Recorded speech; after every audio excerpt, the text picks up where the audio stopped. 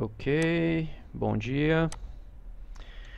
Bom, pessoal, o artigo que a gente vai discutir hoje é esse aqui, né?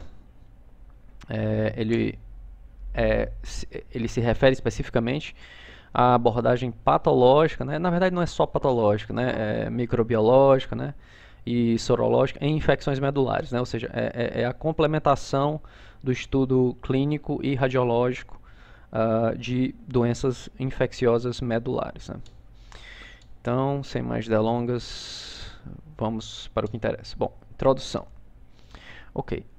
Primeiramente, né, o que é que sim, se refere especificamente esse artigo, né? Bom, ele fala basicamente o seguinte: a análise patológica, né, ela é o guia, né? Ou seja, ela é o guia para quê?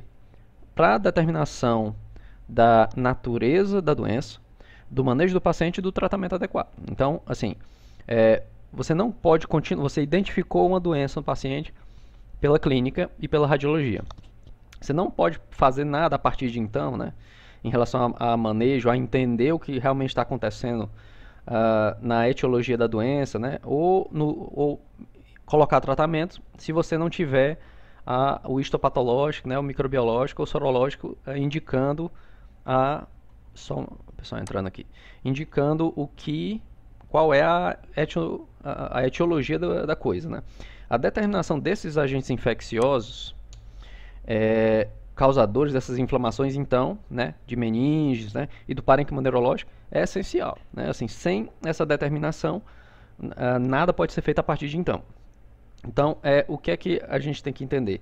Que essas mielites, né, basicamente o artigo fala de mielites, né, ele cita outras infecções da coluna, né, da coluna espinhal, mas basicamente ele fala de mielites, né, mielopatias, né. Muitas delas são de fundo iatrogênico, naturalmente, né, secundárias a várias outras causas, mas boa parte delas são resultado de infecções sistêmicas. Tanto é que vocês vão ver ao longo do artigo que boa parte dessas infecções são oriundas, né, de uma transmissão hematogênica, né? Então, as infecções sistêmicas sempre são um fator de risco para essas infecções medulares. Então, assim, geralmente, como é que você vê esse caso, né? Geralmente, os achados neurológicos que surgem nessas infecções medulares, eles são precedidos, né, por uma síndrome prodrômica, né, típica infecciosa, né, febre, cefaleia, né, artralgia, né, mal-estar, confusão mental. Agora, o que é importante nessa síndrome prodrômica? É identificar aqueles entes que eles não são tão gerais assim. Por exemplo, artralgia, né, confusão mental. Então, você tem um paciente que tem uma síndrome prodrômica infecciosa, né, febre, cefaleia, mal-estar, beleza. Isso aí pode ter em praticamente quase todas as infecções.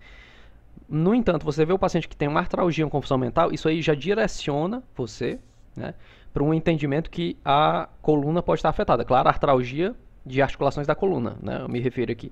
Tanto é que até na avaliação posterior das doenças em si, o artigo fala, né, que o entendimento do nível até da coluna, da sensibilidade da coluna afetada, a gente vai ver isso, ele é uma pista diagnóstica, né, para você entender que tem alguma coisa errada, né, de cunho infeccioso acontecendo na coluna espinhal do paciente. A confusão mental é outro indicador de que o sistema neurológico está envolvido, né? Então, a supuração não é incomum, ou seja, a formação de abscesso é comum nesse tipo de patógeno, né, que afeta a medula. Um exemplo clássico é o Mycobacterium tuberculose, né, o bacilo bacilo de Koch. Ele é classicamente formador de abscesso, né? Mas vocês vão ver que vários outros também podem formar esses abscessos, né? Como a gente já tinha comentado, né, o nível de sensibilidade espinhal, né, ele ajuda na identificação da altura do acometimento medular, assim como sinais de disfunção urinária, evacuatória, né, porque a gente vai ver que boa parte dessas doenças infecciosas medulares, elas afetam a porção final, né, principalmente a região lombar, né, região final da coluna espinhal. É a parte da coluna mais afetada. Alguns argumentam que a coluna torácica, em alguns casos, pode ser afetada, a gente vai ver isso aí depois. E lembrando, a clínica e a radiologia, né, são, como é que eu vou dizer, as ferramentas que apoiam o patologista, né? Então, muitas vezes a gente pensa que o patologista age separadamente, né? Só um minutinho. Lucas, o teu microfone está aberto aí, tu pode só silenciar aí, mestre? Valeu.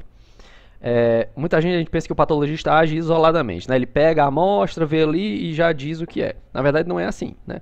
O patologista, assim como a gente na radiologia, né, a gente também não age no seco, né, no vácuo. A gente não pega a imagem e diz diretamente o que é, né? A gente tem que ver a história do paciente, né?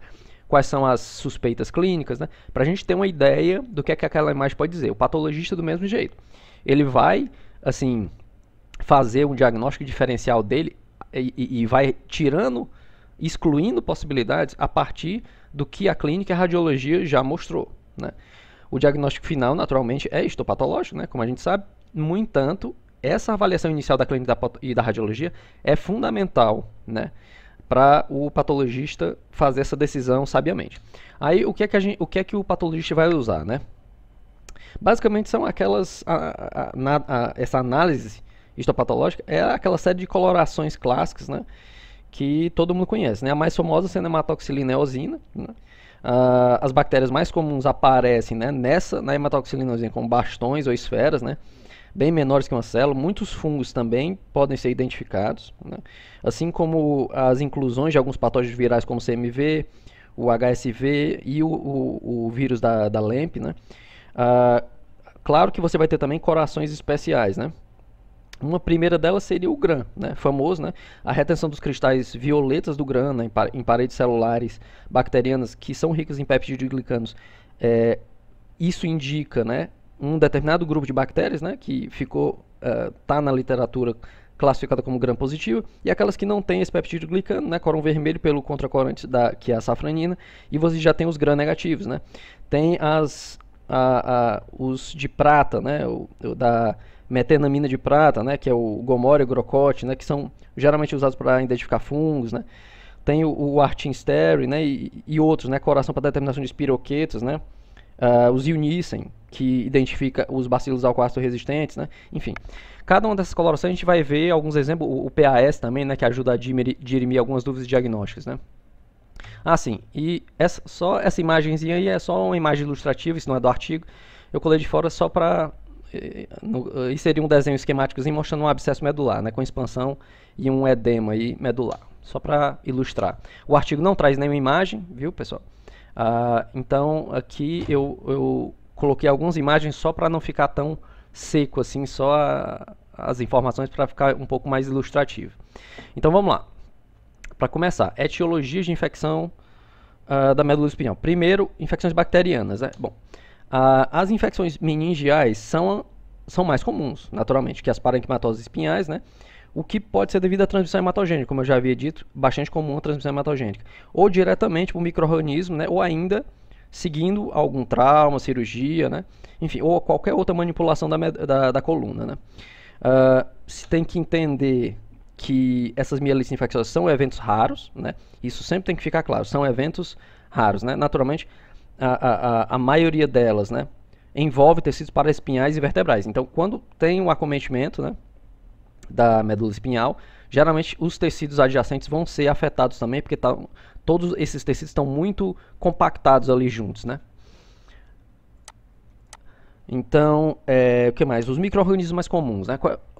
Principalmente nas meningites, né? Que é, talvez, dessas doenças, a mais comum, né? Digamos assim, a mais... que você vai ver mais, né? Que são as meningites, né? Quais são os agentes mais envolvidos, né? Começando as meningites infantis ou adultas, né? Seria o pneumococo, Neisseria, o hemófilos e a listéria, né? Bastante famosos, né? São os principais. Especificamente no período neonatal você veria os Streptococcus do tipo B, a E. coli, né? Especificamente em adultos, os bacilos gram negativos, né? Fatores de risco, né, para o desenvolvimento de meningites, né? Você vai ter especificamente imunossupressão, diabetes, cirurgias, né? Mieloma múltiplo ou hepatopatias, né? E como seria mais ou menos essa histopatologia da meningite, né? Você tem uma intensa infiltração de polimorfos nucleares, né? Com debris necróticos formando um material abscedário. Linfócitos, macrófagos, plasmócitos são raros, né? Geralmente é polimorfo nuclear, né, nesse caso. Aí você faz a coloração de Gram, né? Que é útil nessa fase de intensa infiltração neutrofílica. Ela segue os testes microbiológicos, cultura, né, para identificação do agente na maior parte das vezes. Caso haja, né, uma evidência clínica cardiológica, né, de certas bactérias específicas, como Brucella, Rickettsia, Listeria, né, aí você faz testes sorológicos específicos. Isso é uma coisa que é assim comum nesse artigo. Ele cita especificamente isso, né, que você vai seguindo esse espaço da clínica e da radiologia, e muitas vezes você vai precisar de várias análises, né? Não só a patológica para identificação, mas sorologia e microbiologia também, né? Com culturas, né? A tuberculose meningea, né? Ou mielopática, né? Elas realmente são usualmente em sítios secundários de propagação da TB primária, né? Elas são as formas mais comuns de TB mielopática, né? Você tem a espondilite tuberculínica, né? Também chamada de doença de Pote, a qual resulta numa infecção abscedária, ou seja, sempre os abscessos fazendo parte aqui, pessoal. Muito comum os abscessos nesse tipo de infecção. Vocês veem que são infecções raras, mas quando existem, não é incomum haver os abscessos. O que vai causar uma compressão espinhal, né? Podendo causar uma obstrução da artéria espinhal anterior. Aí, aqui é só um exemplozinho, né? Aqui um T1 contrastado, um sagital aqui T1. Aí você vê esse realce leptomeningio difuso, né? Moderadamente irregular, que é o que essa seta branca está mostrando. Nesse tipo de doença não há uma mudança inflamatória, nesse caso aqui, né? Não há uma mudança extradural, né, ou vertebral. Você vê mais o realce na medula mesmo. Esse tipo de realce anômalo é visto em aproximadamente 55% a 70%, né, das ressonâncias dos pacientes com a meningite infecciosa comprovada, né? E uma coisa curiosa que ajuda na identificação das infecções bacterianas é que esse exame contrastado, a ressonância contrastada, né, no caso, ele não produz um realce, na maioria das vezes, se o caso for viral. Então isso já ajuda, você vê um realce desse, já ajuda a você pensar num caso bacteriano. Ainda nas infecções bacterianas, né? Ocasionalmente pode haver uma tuberculose granulomatosa, né, com necrose caseosa, células gigantes, né? Ela é meningomielopática também, naturalmente, ela pode ser sem envolvimento ósseo. Mas é importante lembrar o seguinte, que esse processo infeccioso, ele pode eventualmente envolver qualquer tipo de tecido do sistema espinhal, né? Parênquima, meninge, disco, cartilagem, tecidos moles ou ossos, né? Qualquer um pode estar envolvido.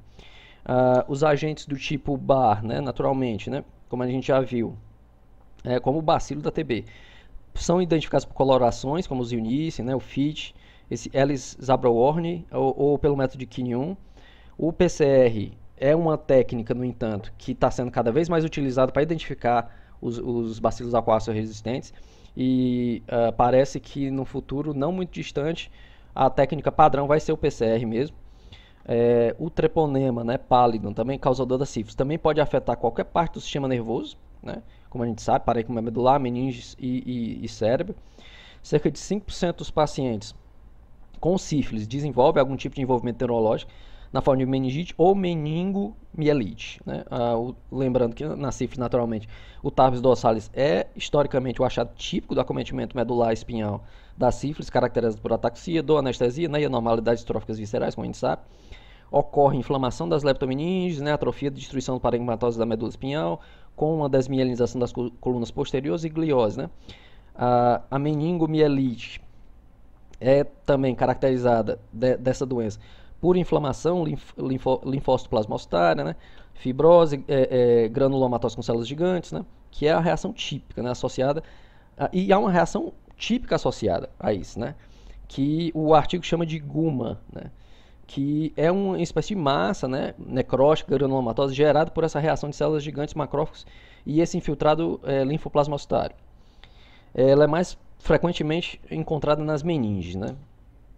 Há uma coloração especial para o treponema, né, que é essa coloração de Diertelli, mas ela, assim, ela não garante com uma regularidade satisfatória essa identificação. Então, geralmente, a utilização, nos casos suspeitos, se utiliza mesmo o FTA-EBS, né, que é esse anticorpo treponêmico, né, fluorescente, E recentemente teste de PCR também, como eu estou dizendo, PCR cada vez mais entrando nessa identificação, ele está sendo utilizado cada vez mais, né? Também tendendo aí a substituir os outros testes com muito mais sensibilidade e especificidade. Outros casos, né, na doença de Lyme, no caso da Borrelia, né, aqui é uma doença que é mais comum, especificamente nos Estados Unidos. Ele cita bastante no artigo, né? Ela produz tipicamente uma pleostose cefalorraquidiana, né, com gliose, no entanto, assim, a glicose e proteínas estão normais. Isso é um fato curioso. Tem uma pleostose grande com mas glicose e proteínas normais, né, o LCR pode ser usado na detecção de anticorpos para a Borrelia, né, ou para o Western blot, né, ou pelo próprio PCR, que também é bastante usado. Classicamente, ele tende a apresentar um tecido cicatricial, gliose, infiltrados inflamatórios crônicos, né? Vale lembrar que esse envolvimento espinhal é extremamente raro na Lyme, né? Isso é uma coisa que vocês vão ver ao longo de toda a apresentação, que essas afecções infecciosas, em todas as instâncias aqui, são extremamente raras. Há alguns fatores de risco que aumentam essa chance, mas no geral são extremamente raras. O Mycoplasma pneumoniae é outro, né, agente que muito raramente causa mielite infecciosa. Porém, caso ele esteja associado a essa condição, ocasiona uma forma extremamente grave de mielite transversa aguda, né, que curiosamente é imunomediado, né, produzido por infecção sistêmica, né, ou por encefalite, né, e isso desencadeia uma resposta autoimune, né, na região medular, né, causando uma mielite, né, uma mielite transversa. Colorações típicas para identificar o micoplasma, né, e biópsias produzem apenas achados inflamatórios gerais, então a coloração e a análise patológica não é muito bom para o micoplasma. O diagnóstico patológico, né, sendo naturalmente aí no caso por PCR, né. O teste específico, né, após esses testes sensíveis, através de sorologia ou através da análise do líquido cefalorraquidiano, ajudam nesse diagnóstico do micoplasma, né? E os demais agentes, pessoal, aí, né, os inúmeros outros agentes bacterianos que podem agir na coluna, eles causam apenas achados assim, patológicos gerais e inflamatórios, né? Então o diagnóstico final sempre depende dessa correlação clínica, cardiológica, patológica, sorológica e microbiológica. Então é aquilo que eu estou dizendo. O patologista vai ter que reunir todas essas informações para decidir qual é qual é o agente etiológico, né? Não é uma coisa que ele vê só lá a lâmina e ele diz, é isso aqui. E aqui ao lado a gente tem um exemplozinho, né, uma imagem que eu peguei aqui, é uma imagem sagital em STIR, né, de uma ressonância mostrando essa hiperintensidade T2, né, através da medula espinhal, nesse paciente que apresentava uma mielite sifilítica subaguda, né. Aí você vê ao longo de toda a coluna você tem também os focos de realce aí que dá para ver, né, ao longo. Enfim, só uma ilustraçãozinha aqui. Ok, agora vamos para as infecções fúngicas, né? Bom, as infecções fúngicas, elas são raras. Isso é a primeira coisa que você tem que entender, né? Mais raras até do que aquelas bacterianas que a gente já viu, né? No entanto, apesar de raras, essas infecções medulares fúngicas tornam-se menos improváveis num cenário de imunossupressão. Isso é a pedra de toque aqui. Infecções fúngicas, pessoal, vocês pensam nisso em cenário de imunossupressão, certo? E agentes oportunistas, né, como Cândida, Aspergillus e os zigomicetos são os mais assim, comprometedores aqui, os mais vistos, né, digamos assim. Há outros agentes, naturalmente, né, o criptococo, o coccídeo, blastomyces, né, o histoplasma mesmo, que causam inflamação granulomatosa, né, podendo infectar primariamente a medula espinhal, provocando mielite e uma meningomielite, além dos abscessos, naturalmente. Os abscessos aqui acontecem em praticamente todos os casos aqui. O único que eu não vi assim, muito ênfase foi nas infecções virais da medula, mas os demais aqui, abscesso é um achado até comum. Nessas infecções fúngicas há uma pleostose raquidiana, né? Avaliações histopatológicas trazendo Cândida ou Aspergillus, né? Geralmente se faz facilmente com a hematoxilineosina, então essa é uma análise que não é, digamos assim, difícil, né? Já o histoplasma criptococo precisa de um PAS, né, ou corações de prata para sua identificação. Aqui especificamente é um resuminho do que você vai ver no Aspergillus, né? Então vocês vão ver, pessoal, que em vários desses agentes a coisa se repete. O Aspergillus você tem uma infecção meningo-medular por transmissão hematogênica, transmissão hematogênica, como a gente estava vendo, e são tipicamente angioinvasivas, né? Causa vasculite, vasoclusão, né? Os fatores de risco: imunossupressão, transplante, malignidade. O envolvimento intracraniano é igualmente prevalente, né? Histologicamente você vê uma destruição supurativa, né, abscedária, os abscessos muito comuns, do tecido vascular, né, associado com inflamação e trombose. A característica típica do ponto de vista patológico são as hifas septadas, né, que se ramificam em ângulos agudos, né. Os criptococos você vê que é praticamente uma repetição, né, dos Aspergillus. Os criptococos são fungos fermentadores, né, esféricos, encapsulados. Eles causam inflamação granulomatosa. E os fatores de risco são os mesmos do Aspergillus: imunossupressão, transplante, malignidade, transmissão também hematogênica, né? Também causa abscesso, né? O criptococo tende a afetar mais especificamente as meninges, no entanto, né? A histopatologia vai mostrar o quê? Organismos pequenos, redondos, em brotos, né, envoltos por uma cápsula, né, espessa, facilmente identificáveis por coloração GMS, ou tinta da Índia, ou PAS. O coccídeo, né, repete algumas coisas também, né, ele é um fungo mais endêmico em regiões semiáridas do planeta.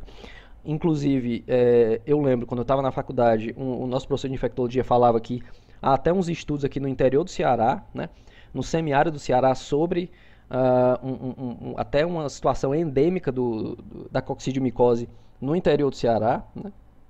Por ele ter essa predileção por regiões semiáridas. E fatores de risco também: imunossupressão, né? Imunossupressão. Ele causa uma mielomeningite, né? Abscessos também ao longo da medula. Os endósporos do coccídeo, né, pode ser detectados por hematoxilinosina. No entanto, o GMS ou PAS os identificam melhor. Como a gente viu, GMS e PAS são colorações que identificam bem a maioria dos fungos envolvidos aqui, né? Histologicamente, você tem uma destruição supurativa do tecido vascular, com inflamação e trombose também. Então, ele tem uma angioinvasão, né, assim como o criptococo, né? A cândida, ela também é assim, causada basicamente por imunossupressão. Ela é um organismo mais associado às infecções hospitalares, como a gente sabe, também por transmissão hematogênica. O envolvimento medular é muito menos comum que o cerebral, naturalmente, mas histologicamente, como é que ela forma? Ela forma hifas e pseudohifas visíveis na hematoxilinosina. Mas o padrão de melhor identificação também é por GMS e PAS. O processo inflamatório segue o mesmo padrão de microabscessos, né, e células inflamatórias crônicas. O histoplasma é mais comum perto de comunidades ribeirinhas, né, mas na verdade ele está presente no mundo todo, mas em comunidades ribeirinhas de baixo atendimento sanitário ele é mais comum.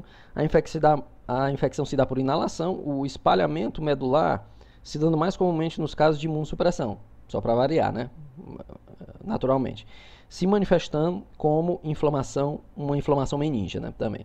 O organismo é pequeno, contido dentro de macrófagos, né, frequentemente identificados com o GMS ou PAS.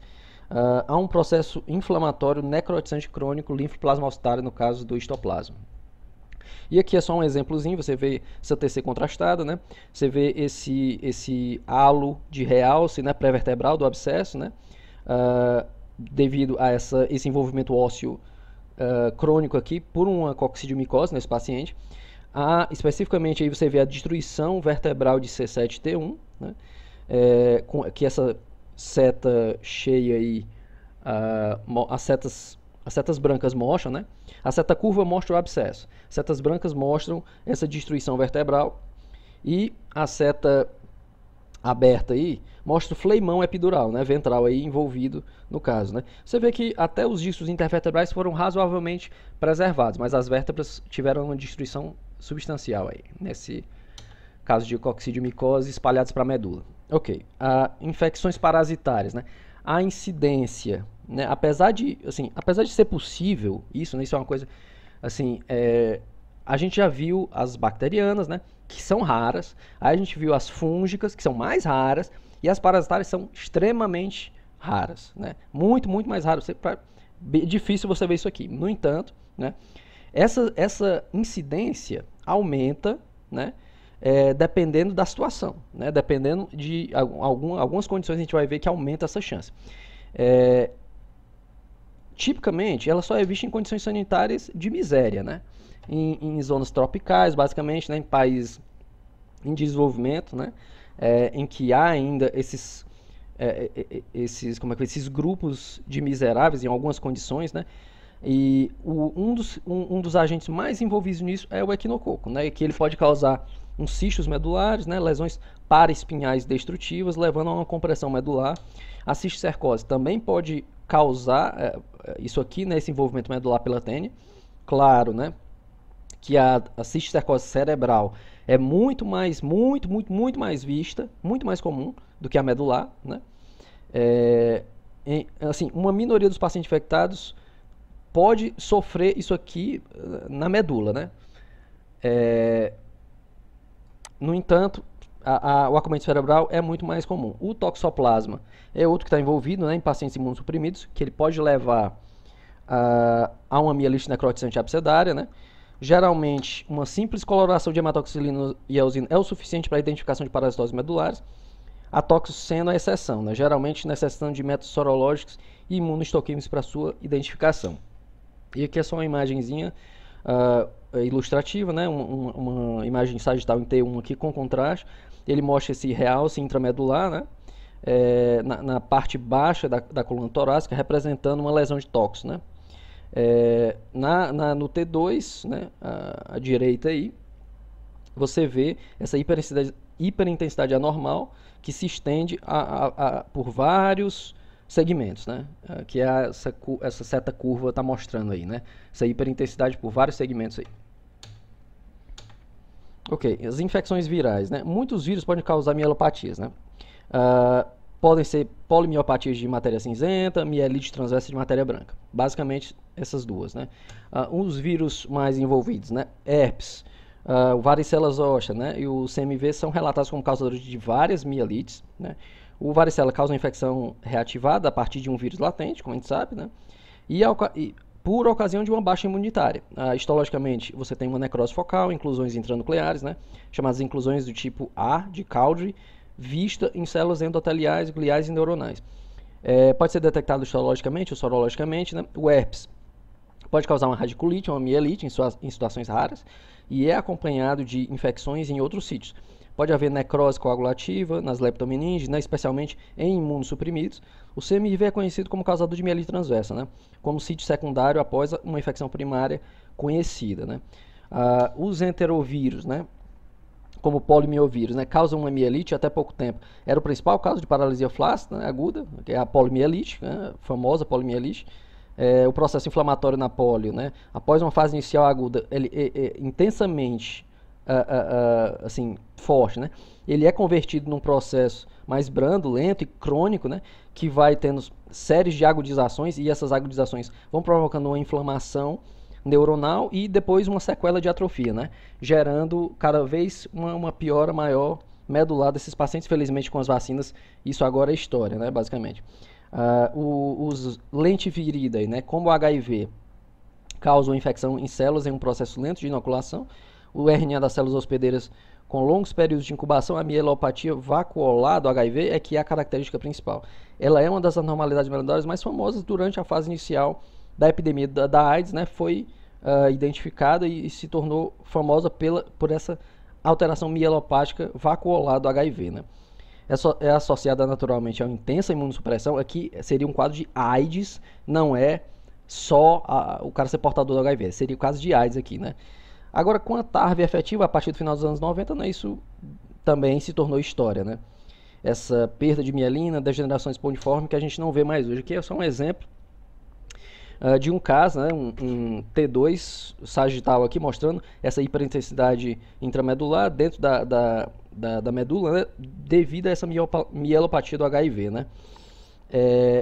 Porque essa infecção do HIV ela pode estimular os macrófagos a fagocitarem a mielina, e há essa degradação, né, associada. Lembrando que nesse tipo de caso, não obrigatoriamente existe, como é um processo degenerativo, ele não tem necessariamente um processo de edema inflamatório, como a gente vê nos abscessos bacterianos, por exemplo.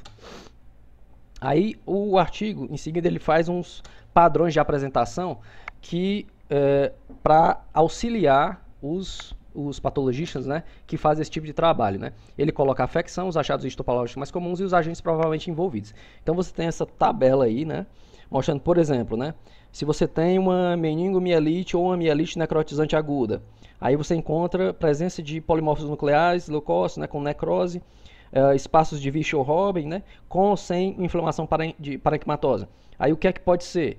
Pode ser Streptococcus do grupo B, Listeria, E. coli, né, pneumococo, né, Neisseria, hemófilas, aspergillus, cândida, enfim. Aí ele vai citando para cada um, isso aqui é mais um recurso de ajuda para os patologistas, né, que estão lendo o artigo, para eles terem um recurso aí na identificação no trabalho diário deles. Aqui ele já fala de condutas, né, que são importantes, né, a clínica e a radiologia são essenciais, como a gente viu, na definição do diagnóstico final para o patologista. A patologia e a microbiologia devem ser realizadas em conjunto, né, sempre com você reunindo todos os dados. A amostra biológica coletada deve ser feita com cuidado.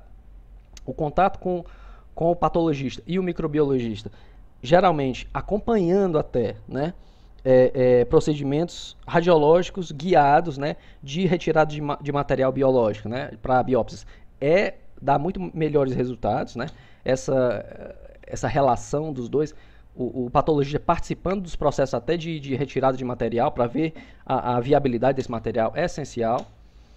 E para finalizar, o artigo fala especificamente de espondilites e disquites, né, de disquites ou discites, né, que são doenças espinhais infecciosas, né, bem menos comuns que as doenças degenerativas espinhais ou discais.